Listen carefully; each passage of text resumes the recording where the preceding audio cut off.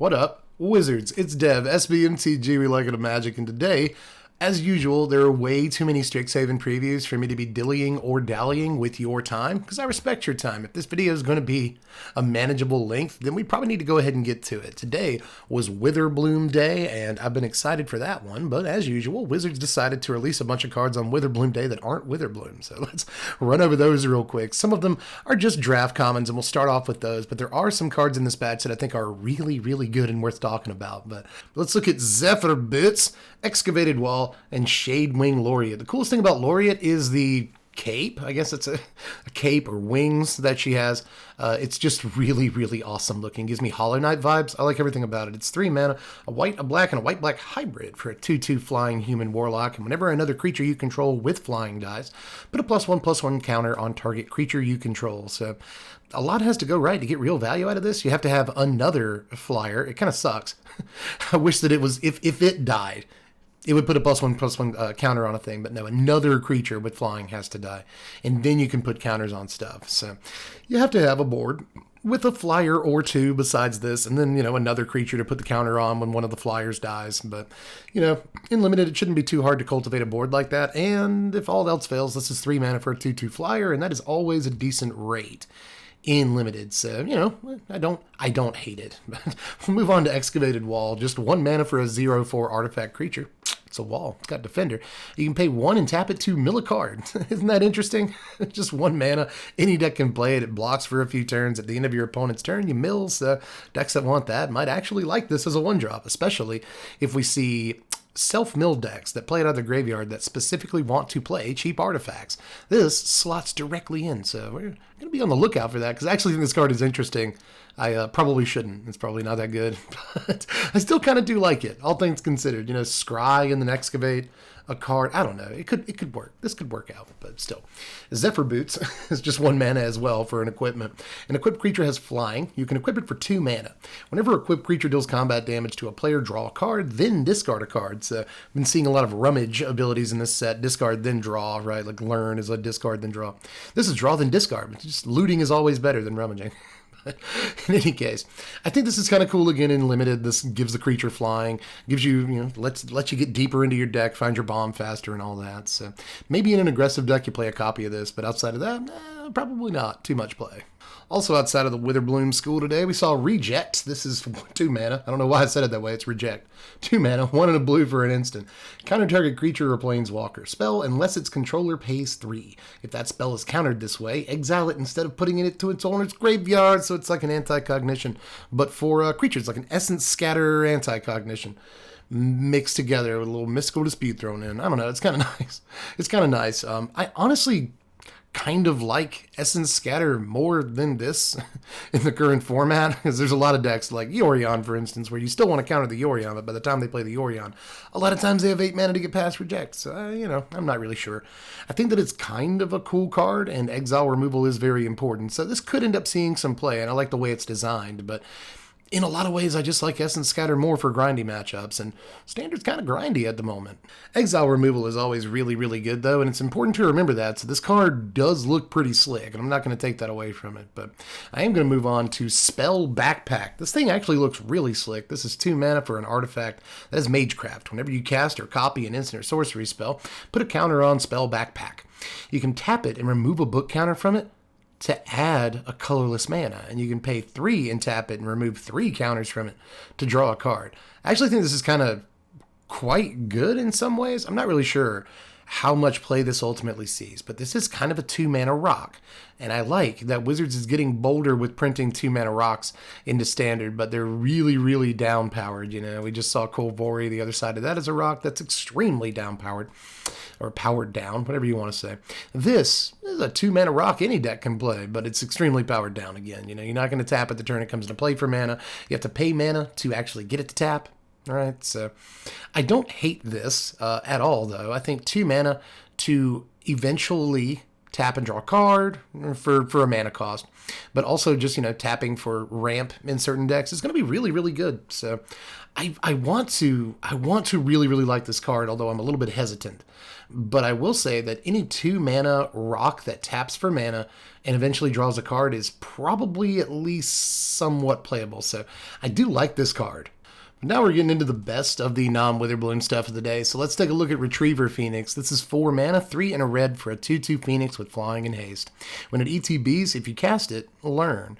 As long as Retriever Phoenix is in your graveyard, if you would learn, you may instead return Retriever Phoenix to the battlefield. That's really, really good. That effectively makes every card that says learn on it also have the ability to just return a Phoenix from your graveyard to the battlefield. So I like that. That's really sweet, really awesome payoff for learning, especially in these red decks, where learn is stapled to a fair number of cards. We just saw a 1 mana card the other day with learn stapled to it, and this card existing makes that card way, way better. And just about every other card that has the word learn printed on it, for that matter. I know it's just a 2/2, but it's got haste, it's got evasion, it can come back over and over. Recursible threats are good, period. So I do like this thing an awful lot. And again, as far as payoffs for learn goes, I think this is one of the better ones, easy. But let's look at possibly one of the best cards from the whole day. Could be. This is the Bibliplex. The Bibliplex. Biblioplex. It taps for a colorless mana, or you can pay 2 and tap it to look at the top card of your library. If it's an instant or sorcery card, you may reveal it and add it to your hand. If you don't, you may put it into your graveyard. Activate this ability only if you have exactly 0 or 7 cards in your hand, so that's max of Library of Alexandria, obviously, but this isn't Library of Alexandria. It doesn't just say draw a card, it has to be an instant or sorcery. It does put the card into your graveyard otherwise, but then you just spend 2 mana to mill 1, and that's not amazing. But, I do think that it's still pretty cool, especially if you've been able to scry. The top card of your library is an instant or sorcery. And this effectively just reads, 2 tap, draw a card, so long as you have 0 or 7 cards in your hand. One of the worst takes I've seen so far today is that Library of Alexandria wouldn't be good if it was printed nowadays. That is ridiculous. This, however, I'm not as sure about as I want to be. I think it may be one of the better cards of the day, and it's probably decent in Commander, again, especially along with scry effects and whatnot, but we'll have to see. I do think that in control decks, this is probably fantastic so far as, so long as you built your deck with mostly instants and sorceries, you don't have too many enchantments and stuff like that. So I do think that in control decks, this is probably really, really sweet, although not even control decks are going to have exactly 0. If control deck has 0 cards in its hand, that's terrible. But they're not always going to have 7 cards in their hand either. So this is kind of a card with a lot of push-pull, a little bit of tension, and you have to pay to activate it. You didn't have to do that with Library originally. And again, it's more restrictive than Library too. So I don't think this is anywhere even close to Library, but they didn't want it to be. That said, it's still probably a playable card in the right deck. And even if it only taps once or twice a game, drawing a card is good, right? I heard drawing a card's pretty good. We also got to look at Tempted by the Auric here. This is 4 mana, 1 and 3 blue for a sorcery. For each opponent, gain control of up to 1 target creature or planeswalker that player controls with mana value 3 or less. I really like this card a whole lot. I like how lately you have to pay a buttload of blue mana to steal stuff. It starts at 3 mana, chump. Sometimes it costs 4. Still, a cool little card here. I both love and hate. I've had a love-hate relationship with, thief cards since I was a young little tyke. So I was a tiny dev. That relationship continues. I think it's a cool looking card. It is a little bit restrictive, but still 4 mana to grab that Kazandu Mammoth or Lovestruck Beast or whatever, even a Planeswalker, if they have a 3 mana Planeswalker, is a pretty good deal. And this is effectively removal for blue that doesn't really cost that much mana in the scheme of things. So whether you're playing this or Lullmage's Domination, you got a good card on your hands, but this is a little less harder to, make pop off. It's a little easier to make pop off than a card like Domination. So I do like this a good bit, and I don't know if it's going to see too much play in the long run, but I do especially like these thief effects that aren't, on an aura or an enchantment, or when you lose control of this, you lose control of the creature. No, this is traditionally these control magic effects that are just on instants and sorceries that say you have this creature now are typically really, really good. So I can see this card seeing some play at some point because, Steal Your Dude is really strong. But we'll move on to the final non-Witherbloom card of the day. Here's Jadzi Oracle of Arcavia, stapled to Journey to the Oracle. Journey is 4 mana, 2 and 2 green for a sorcery. You may put any number of land cards from your hand onto the battlefield. Then, if you control 8 or more lands, you may discard a card.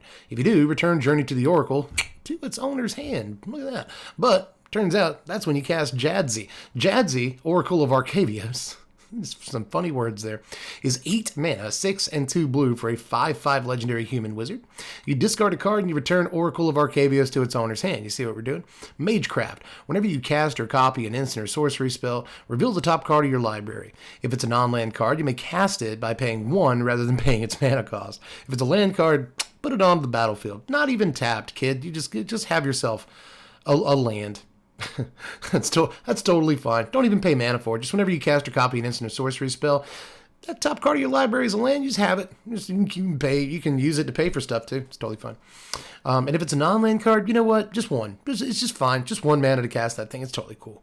That's Jadzi is ridiculous. Like once you actually have the card out, it seems like pretty unbelievable. And if your opponent does have targeted removal for it, just discard a card, return it to your hand. Who cares? You know. So. Seems pretty sweet. The thing that I don't like is Journey. A lot of people are freaking out about this card. I saw one person say like, all your lands. It says all of your lands, any number of lands. It's like, yeah, by the time you cast this, how many lands do you have in your hand, Jack? I'm not really sure. It's turn 4, or maybe turn 3. What do you have, 2-3 lands in your hand? You know, I'm not sure, but I guess in a deck that plays, you know, like 32 lands or something, or like a bunch of MDFCs, you know, we got a bunch of these MDFCs that are lands on the other side, so maybe that works. Does that work? Can you do that? I think you probably can, so that seems cool. You know, you could play a deck with over 30 lands in it effectively with MDFCs, and then suddenly Journey is probably at least okay. It's probably sort of kind of fine at that point, so... You know, I will say that as a ramp card that is stapled to a ramp payoff, I really like this. And it's probably going to end up seeing some play because it's just too tempting not to play, and both halves are kind of busted. But at the same time, I'm not sure that I think this is the world-ending, standard-defining card that I've seen a lot of people think that it is today. But let's get into the Witherbloom stuff, y'all. Let's look at Lash of Malice, Tangle Trap, and Mage Hunter's Onslaught real quick. Onslaught is 4 mana, 2 and 2 black for a sorcery. Destroy target creature or planeswalker. Whenever a creature blocks this turn, its controller loses 1 life. That's kind of interesting. I don't think it sees too much standard play because of the sorcery speed and relatively high mana value. But at the same time, I do like that second line of text. You don't get to see that every day. It's really cool that, you know, maybe you just need to push through a few more damage, and this puts your opponent between a rock and a hard place, and they effectively can't block without losing. So, you know, and they can't not block without losing. So, like, that's the Christmas land scenario, but I don't think it's going to happen all the time either. So, I think this is a cool card for pushing through damage in limited, but that's probably about as far as it goes. Tangle Trap is 2 mana, 1 and a green for an instant. You choose 1. Tangle Trap deals 5 damage to a creature with flying, or you destroy target artifacts. So, you know, we see these in every other set. It wants to be main deckable, but it probably just isn't main deckable unless we see a ton of creatures with flying. I do like that it takes out a Goldspan Dragon, Terror of the Peaks, and some other stuff. So even the biggest flyers in Standard, this mostly takes out, like 90% of them. But I still don't know that this is main deckable in most cases. So let's move on to Lash of Malice. Probably the best of these cards. It's just 1 black mana for an instant. Target creature gets +2/-2 till end of turn. Simple and clean. Like Haruki Matata. Is that her name? The Kingdom Hearts person? Anyway. Simple and clean. Kingdom Hearts reference is what I'm going for there. But anyway, just 1 black mana for this effect at instant speed is really good, and will finally put me off playing Deadweight. I'll never stop playing Deadweight. I love Hateful Eidolon too much. I love Luris too much. But Lash of Malice is still pretty sweet. You know, if you are playing a creature-based deck, sometimes this will be, you know, a combat trick that gets your creature through for more damage. So that's a possibility. I just like the flexibility on this. I like the low cost, and I love the instant speed. Again, simple and clean. Good removal for a low cost is always going to get a thumbs up from me.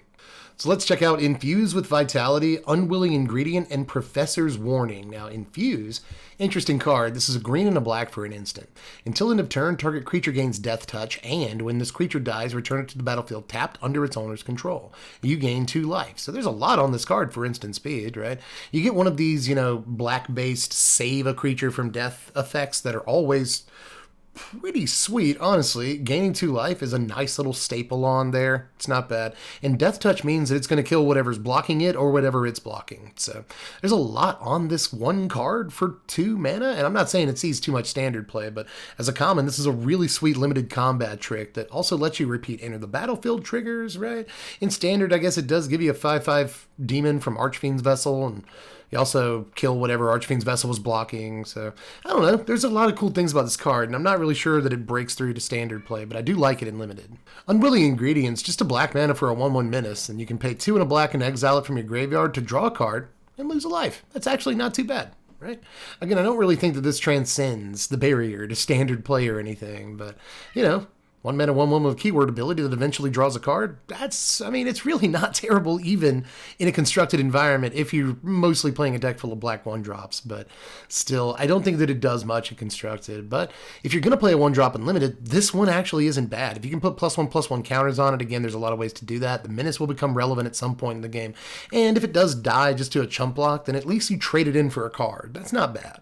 Professor's Warning is also just 1 mana for an instant this time. Choose one. Put a +1/+1 counter on target creature, or target creature gains indestructible till the end of turn. This is actually pretty good. For just 1 black mana, give a creature indestructible is actually not something you see every day. Often these effects cost at least 2 mana in black, so just straight up giving the creature indestructible is really sweet for just a black mana. You know, having this effect in black is somewhat rare for so cheap. And then sometimes you just cash it in for a +1/+1 counter, and that'll be a decent combat trick. So up next, let's check out Honor Troll, trolling us with that name. One last good pun here. Overgrown Arch and Containment Breach. I better call the SCP Foundation. There's a Containment Breach. 3 mana, 2 and a green for Breach. It's a sorcery that also happens to be a lesson. Destroy target artifact or enchantment. If its mana value is 2 or less, create a 1/1 black and green pest creature token with when this creature dies, you gain a life. So a lot of these cards are going to be in your sideboard. Right? Hey, Ziggy. He's down here. Hey, buddy. But a lot of these cards are going to obviously just live in your sideboard, and this is precisely the kind of effect you want from a sideboard card, and it even puts you up in terms of board presence. The only problem is that to do that, it has to be a pretty low-cost artifact or enchantment, but it does bust any artifact or enchantment, and that's kind of nice. Even though it's sorcery speed and costs 3 mana, it is kind of cool that this lesson is literally a sideboard card. Honor Troll over here is 3 mana, 2 and a green for a 2/3 Troll Druid with Vigilance. And if you would gain life, you gain that much life +1 instead. That's very nice of him. And it gets +2/+1 as long as you have 25 or more life. So that's not terrible, I guess. You get a 4/4 for 3 mana if you're at 25. That's not going to happen all the time. Vigilance is kind of nice. I mean, altogether, the stats aren't bad. I like 2 3s more than I like 3 2s at 3 mana. But what I really like are 3 3s at 3 mana. This is not that, but it does have a keyword ability that's pseudo important, and a cool little line of text there to help you gain a little bit more life. So cool little creature in limited, but I'm not sure it goes too much farther than that. But probably the card I like most of all of these is Overgrown Arch. This is 2 mana, 1 and a green for a 0/4 plant wall with Defender, and you can tap it to gain a life, but you can also pay 2 mana and sack it to learn. This is actually really, really cool. You know, I think it's a take on like a Wall of Roots or something like that. Or maybe a Wall of Blossoms. Is it supposed to be both of them at the same time? Well, I guess it's not Wall of Roots. It doesn't ramp you in any way. So it's more of a Wall of Blossoms. 2 mana, 0/4. It kind of draws a card eventually, right? But in the meantime, it's going to block a whole lot of stuff on your opponent's turn, and then EOT, or when it blocks, tap to gain a life. And that'll keep you in the game a little bit. So I actually think this is pretty good. I'm not sure how standard playable this is going to end up being, but if your deck's looking to get a little bit later on into the game, then again, this blocks for a while, gains some life for a few turns, and eventually cashes in for a card, or maybe it throws a card in your graveyard that you want there and draws you a fresh card. I don't know. There's just a lot of cool things about this card that I think make it versatile enough to end up eventually seeing play, but that depends really on how the format shakes out. You know, once the format effectively powers down at rotation, once Eldraine rotates out, then maybe cards like this that are like fair and have a lot of value on them but take a little bit of time will be playable again. There was a time cards like this were really playable, and it could be again, but for right now, I'm not really sure how much I'm seeing it. Well, we'll move on to a card that a lot of people are talking about today. This is Bayou Bandit right here, and that is no way that that's this card's name. I want it to be so badly, but Bayou Bandit is 2 mana, 1 and a green for a 5/4 dog plant. Really interesting creature type there. As an additional cost to cast this spell, sacrifice a creature or pay 3. Really, really cool. So it's a 5 mana 5/4 effectively. But if you sacrifice a dude, it's a 2 mana 5/4. And that's really, really good. There's a lot of things that you might want to sacrifice on turn 1 that can even give you some amount of value, you know? You can sacrifice like a Garrison Cat or something, I guess, and get a 1/1 on the table and you have this guy turn 2. So this is actually just really cool. A big old body, the biggest body in Standard on turn 2. Pretty easily. So I think this is actually pretty playable, and it could even be pauper playable considering it's a common. So I like this a lot. It pays off sacrificing creatures, which is something that some decks just want to do anyway, even this early in the game. So even just as a 2-drop, I do like this card. So let's check out Deadly Drought here. This is a black and a green for a sorcery.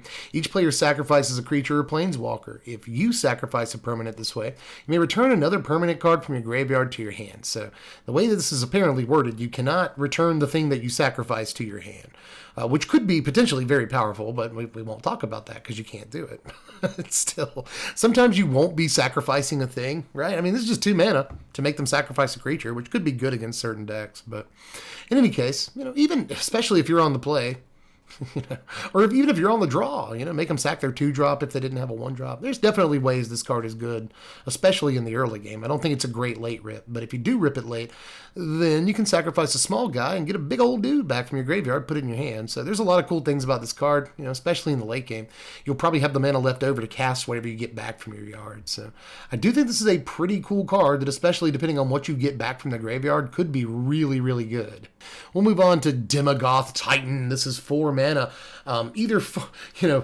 hybrid mana of Golgari the whole way through, baby. You can pay 4 black, you can pay 4 green, you can pay 3 black and a green. It doesn't matter what you want to do, kid. It's an 11/10 demon. That's what matters. When it attacks or blocks, you sacrifice a creature. That's it. That's the only real downside here.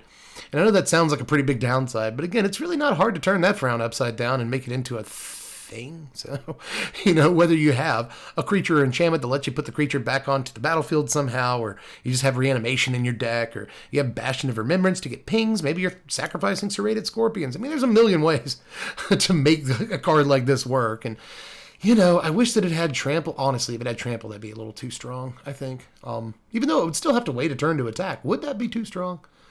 It actually begs a question, like how big of a creature can you print at a relatively low mana cost before it's too much? I think you can actually print a really big creature at a low mana cost before it's too much, so long as you don't give the creature haste or trample. That's kind of what they've done here. I mean, if 4 mana 11/10 is pretty big, it makes your eyes pop out when you first see it, but honestly, you know, this is going to be the victim of removal a lot of the time before it ever really gets to do a whole heck of a lot. And the worst possible thing that can happen is you swing in, sacrifice a creature, and then your opponent Heartless Axe the Titan, which is probably how that's going to go most of the time. So you might have to learn hard lessons with this card, but that doesn't mean that I'm not going to be swinging with it one way or the other. I like the idea of it. It procs devotion like crazy, like all of these, you know, 4 mana hybrid things that we've seen so far do. But, you know, there's a reason to want to have 4 black devotion pips on your 11/10. That's because we have Gary in the format on the literal next turn. So, you know, anytime Gary comes, it has a chance. I feel pretty good about it. So, I don't know. I do like this card and I want it to do stuff, and I think you could probably turn the sack into an upside, but all that remains to be seen. What's probably going to happen in a fair deck is you just get blown out when you sacrifice a creature.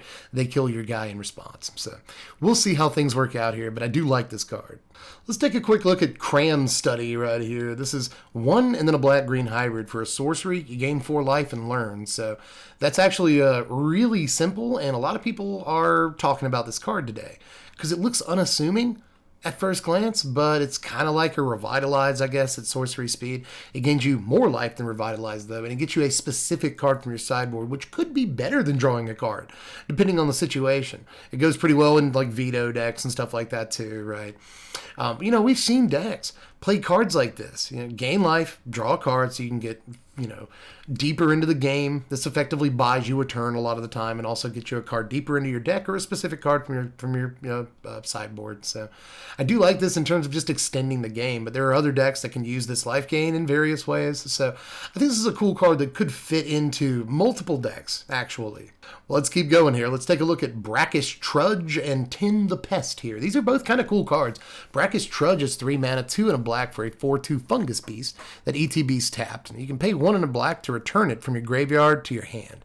You activate that only if you've gained life this turn. And it's fairly easy to gain life, especially in this limited environment. We've just seen a bunch of cards today that do that. But we also know that in Standard, it's fairly easy to gain life in a few different color combinations. So, every now and again, every couple of sets, we get a threat you can return back from the graveyard in black in some way or another. And this is, I guess, this set's version of that card. But honestly, a 4-power threat that comes back from your graveyard is pretty good.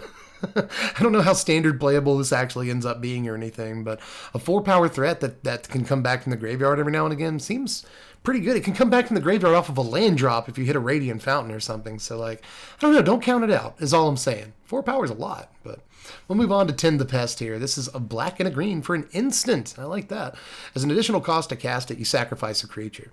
Create X 1/1 black and green pest creature tokens when the creature dies, gain 1 life, where X is the sacrifice creature's power. Okay, so you just sacrifice that big 4-drop guy and get 11 1/1 pests that each gain you life and stuff. That seems kind of fun, right?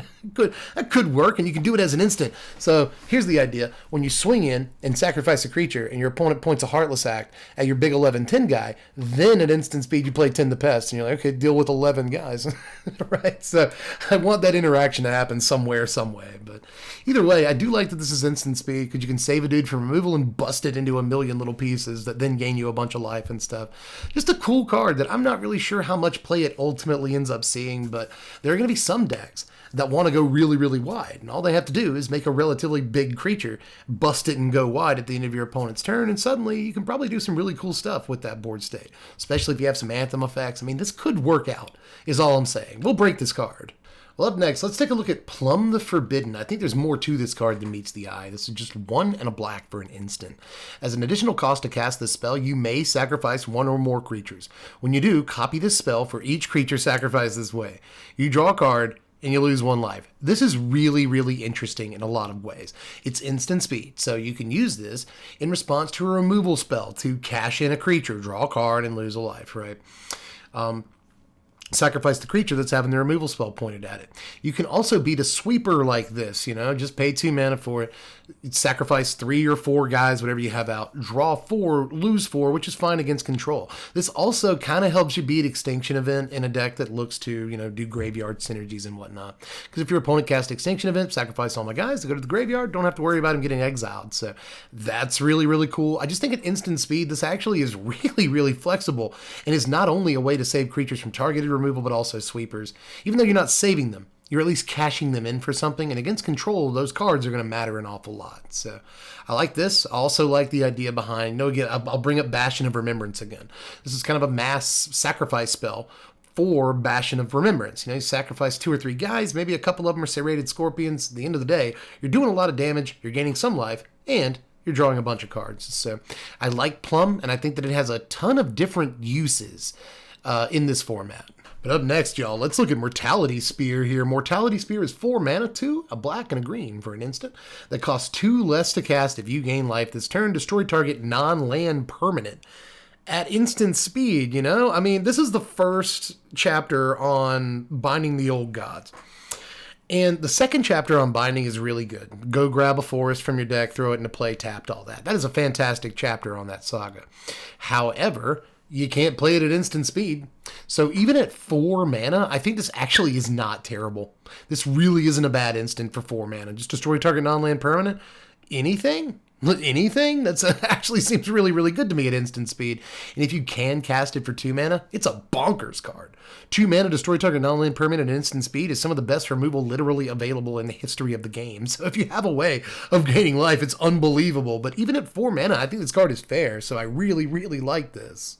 But let's take a look at 2 3-drops that I'm pretty intrigued by. Both of them.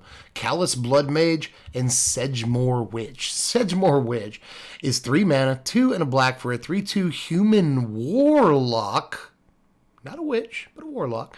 With Menace. Ward, pay 3 life. It also has Magecraft.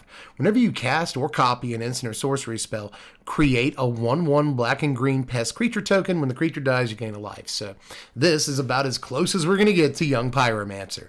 3 mana for a 3/2 Menace is better stats, at least, than Young Pyromancer, right? Young Pyromancer gets taken out by 1 damage removal, whereas this doesn't.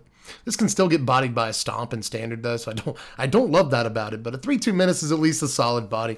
And if your opponent does want to point something at it, they have to pay some life for that, and that's kind of cool, too. I just like a lot about this card, and even though 3 mana seems like a bit much in a stomp-based format, we're talking about removal at the very least. And it doesn't get counters, so it can get Heartless acted, it can get eliminated. There's a whole bunch you can do to this thing to kill it. So it's a little bit fragile, especially for the mana cost that you're pumping into it. But, if you untap with it in play, and if your opponent wants to kill it, it's going to cost him a little bit. But if you untap with it in play and you have a couple of instants or sorceries in your hand, and suddenly you're filling your board out, it's effectively a Young Pyromancer. So I like the card, and I'm interested to play with it. I want to know if it can still, Young Pyromancer is as good as it once was in 2021. Although this is not Young Pyromancer. I think the difference between 2 and 3 mana is enormous. So I'll keep that in mind. I don't think this is Young Pyromancer, but it's as close as we're going to get. But we'll move on to Callous Bloodmage. This is 3 mana, 2 and a black for a 2/1 Vampire Warlock. And when it ETBs, you choose one of 3 options. Create a 1/1 black and green pest creature token. When it dies, you gain a life. You draw a card and you lose 1 life. Or exile target player's graveyard. So really, really cool card here. And I know a lot of people are a little bit disappointed by this. A lot of people have been shaking their head at this, but look at the versatility on it. Look at the versatility on this card, right? You can get 2 bodies if you want to, especially if you want to gain a little bit of life at some way down the road, some point down the road. Then the first ability's fine if you're just looking to get blockers. That's fine, but you can also just play Phyrexian Rager, a 3 mana thing that when it comes into play, you draw a card and gain a life, or lose a life, that is. And the second mode is probably actually the best mode on the card. 9 times out of 10, I imagine that's the mode you're going to pick. Because draw a card, lose a life is a good mode. That's a really, really good mode as far as an ETB trigger goes. But exile a player's graveyard is also very, very relevant in this format. I can't tell you how many times I get hit by the 3rd chapter of Elspeth's Nightmare, and I'm like, no, I need that graveyard. So this is actually a really relevant ability that's also obviously very good with blinking and stuff like that. Blinking with a Yorion or some other blinkable flickering thing or whatever. So, just a fantastic thing with a spread of ETB options. What do I like more than 1 enter the battlefield trigger? Choice between 3. So it just seems like a fantastic card to me. But now we're getting into the really, really good stuff. Let's look at Dina, Soul Steeper, my favorite Superstore character. RIP Superstore. Dina Soul Steeper is 2 mana, a green and a black for a 1/3 legendary Dryad Druid. And whenever you gain life, each opponent loses 1 life. You can pay 1 and sack another creature to have Soul Steeper get +X/+O till end of turn, where X is the sacrifice creature's power. So this is a lot of really cool things all in one card. Look at that first line of text. Whenever you gain life, opponent loses a life. So kind of a pseudo veto. You don't get the entire life gain worth of drain on your opponent. But for 2 mana, that's not such a bad first line of text, right? It's an incentive for making your opponent lose life. And I think one of the last times we saw this, it was, I guess we do have a 3-drop in the format that does something similar to this. But, what is it? There's a 5 mana 4/4 that's always at common and limited that we've seen a few times that does exactly this. And at 5 mana, that effect is a little bit much. At 3 mana, that effect is a little bit much. But at 2 mana on a 3 toughness creature that can't be hit by Stomp, I think that's actually a really, really good deal. Just that first line of text in Standard right now. Sucks it's legendary, you can't stack that effect, but I still do like that line of text. Now, the other thing I like about this card is the fact that it's a sack outlet. Now, it does cost mana to activate, and that can suck, but at the same time, the threat of activation on this is pretty big, It's not Phyrexian Ravager or anything. Whatever. I don't know. Arcbound Ravager. That's the card I'm thinking of. It's not a card like that or anything, but it still does threaten to get huge if your opponent lets it get through unblocked. If it's the only creature that goes unblocked, just sack everything else and get through for 10. Who cares? So I just like a lot of what this card does. I like that it's doing 2 things that I really like at the same time. It kind of facilitates Some things, like notice if you sacrifice a pest, you'll gain a life, right? So when you gain life, your opponent loses life. So you just pump all your mana into sacking some pests. Your opponent loses some life. Your Soul Steeper gets a big bonus for the turn, and you just get in. There's a lot of cool things about this card. And I'm going to be playing it in Standard, even though it's probably bad there. I will be playing this card in Standard a lot. Let's check out Poet's Quill here. This is 1 and a black for an equipment. It's an artifact. And when it ETBs, you learn. Equipped creature gets +1/+1 and has lifelink, and you equip it for 1 and a black. So the equipability as it actually isn't too terrible. Lifelink is kind of nice to have it on a equip card, but at the same time, when it ETBs, learn is the best thing about the card, I guess. People have been comparing it to Demonic Tutor. I think that's dumb, probably. I don't want to use such a harsh word, but I don't think this is Demonic Tutor. But, Tutor does let you go get any card from your deck, which is 60 cards. This lets you go get any card that's a lesson from your sideboard, which is 15 cards at the absolute most. So, I don't love the thing that much, but I guess 2 mana to learn that also gets you an artifact in play, possible boost on a creature in life. Like it's all fine, but I'm not sure how much Standard play it ends up seeing, but I'm more than happy to eat those words at the end of the day. But we've only got a few left to look at now. Here's Elimination Ritual. 4 mana, 2, a black and a green for a sorcery. Destroy each non-land permanent with mana value 2 or less. Add black or green for each permanent destroyed this way. So that's pretty funny, right? I'm not sure how many things you're going to blow off the table. And even against certain decks, even things that you would normally hit, you're not going to hit, right? If they have a Selfless Savior, they get to sack that to make their Seasoned Hallowblade indestructible, or just discard a card to make Seasoned Hallowblade indestructible, and this doesn't really play through that deck. But it is going to play through a lot of stuff. I like that it's each non-land permanent with mana value 2 or less, so it blows away some artifacts, some enchantments, Trail of Crumbs, Mazemind Tome, that kind of stuff. So that's kind of cool in Standard. In Commander, I bet this is amazing. It just blows people's mana rocks away and stuff, and that seems good. And if you have enough tokens in play, this can generate mana for you. And yes, I want to do the Christmas land play where I have 13 tokens out, and I play this, and I have all the mana in the world, and I do something crazy with it. I want to do that, but altogether, I think that it's a pretty slick little, mass removal card that probably at the end of the day won't actually see that much play in Standard. I hate to tell you. But again, like I say sometimes, I would love to be wrong on that. I would. But let's look at Harness Infinity here. 7 mana. 1, 3 black, 3 green for an instant. Look at that. Exchange your hand and graveyard. Exile Harness Infinities. That's some fun text there, isn't it? Some pretty ridiculous text. However, you don't just get, no maximum hand size for the rest of the game. So you will have to discard down to 7 at one point, which is that's bad, right? But you just keep the best 7 cards, and that's good. Right? I think keeping the best 7 cards out of your entire graveyard probably still wins you the game. And, in a green-black or probably Sultai control deck that mostly plays at instant speed, I think this card just immediately wins the game at the end of your opponent's turn. You've been countering and removing and playing sweepers all game and stuff. And then once you have enough mana at the end of your opponent's turn, if they say go, just Harness Infinity.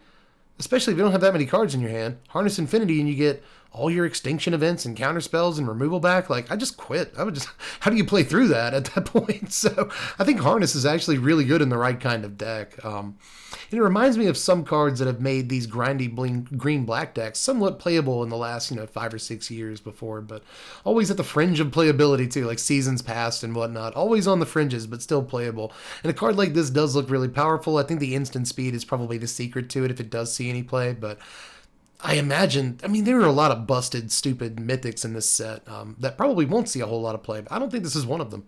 I think this one deserves to be mythic, and I think it probably will do a thing at some point. That's way too powerful not to do something. But next, let's check out Blex, Vexing Pest. Those words almost rhyme with one another, but not quite. It kind of bugs me. And it's stapled on to Search for Blex. I do like this card a lot, by the way. Blex is 3 mana, 2 and a green for a 3/2 legendary pest. Other pests, bats, insects, snakes, and spiders you control get +1/+1. And when Blex dies, you gain 4 life. That's pretty sweet. 3 mana for a 3/2 isn't the best stats in the world. Even in Limited, this trades with 2 drops, which I don't like. But when it does trade, you gain 4 life, and it gives you an Anthem effect for a bunch of underappreciated creature types. Especially in Limited, the pests is going to matter, right? There's a lot of pest token creators in this set, so Just remember that the pest is a creature type, and those being 2/2s are going to be kind of important. But I love that, insects and spiders get a little bit of love. These are two of my favorite creature types, and I love building decks around them, even when there aren't really payoffs for them. But now there is a payoff for them, so, we'll be building spiders. I hate that it's legendary, so you can't get multiple Anthem effects for your spiders out. But I love that this card gives love to a lot of different creature types. Don't usually get love, Like if you are playing spiders in Commander, this is just an auto-include, isn't it? Right? But search for Blex, the other card, on the other side, is 4 mana, 2 and 2 black for a sorcery. Look at the top 5 cards of your library. You may put any number of them into your hand, the rest into your graveyard. You lose 3 life for each card you put in your hand this way. That card's really good. That card is actually quite good, Against control decks, you really don't mind. You really don't mind like losing, 6 life to draw 2 of the best cards from the top 5. It does suck this is a sorcery, because 4 mana at sorcery speed and lose life is probably a good way to lose the game. Probably not a really good mix, but every now and again you will cast this against control deck or in other matchups where your life total really doesn't matter that much. And then it's pretty good. It's not too bad. Cast this every now and again, but Blex is what I like. A 3 mana 3/2 that gains 4 life when it dies is kind of solid by itself. It's just a fine card. But let's move on to Belladros Witherbloom, the last card of the day. And the last Elder Dragon of the set, too. This is 7 mana, 5, a black and a green, for a 4/4 legendary Elder Dragon with flying. At the beginning of each upkeep, create a 1/1 black and green pest creature token with, when this creature dies, you gain a life. Pay 10 life. Untap all lands you control.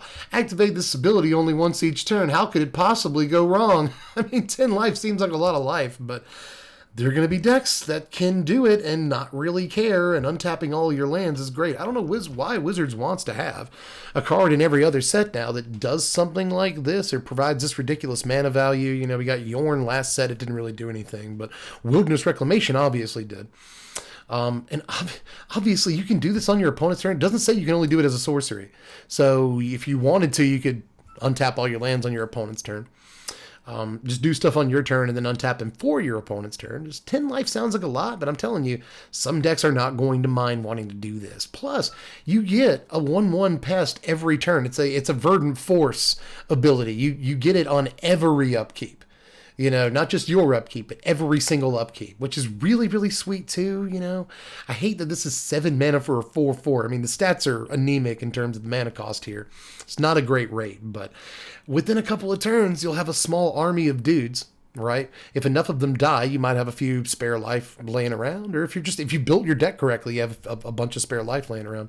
And at that point, untapping all your lands can lead to some really stupid lines. So I like this card. I don't ever really want to hard cast it. What I'd like to do is reanimate it with enough life to untap all my stuff, which is, I think, the really scary part about this card, is that if you reanimate it for just a few mana and then pay 10 life to untap, then you can, think of the mana value you're actually generating. Even if you're at 15 and you go down to 5 to do this, you can still effectively win the game in that turn if you pay that 10 life, untap your lands, and do something else. You're either winning the game that turn or you're guaranteeing that you will win the game through inevitability. So, I just think that last ability on the card is actually unbelievable and a little bit dangerous, even if it looks overcosted at 10 life.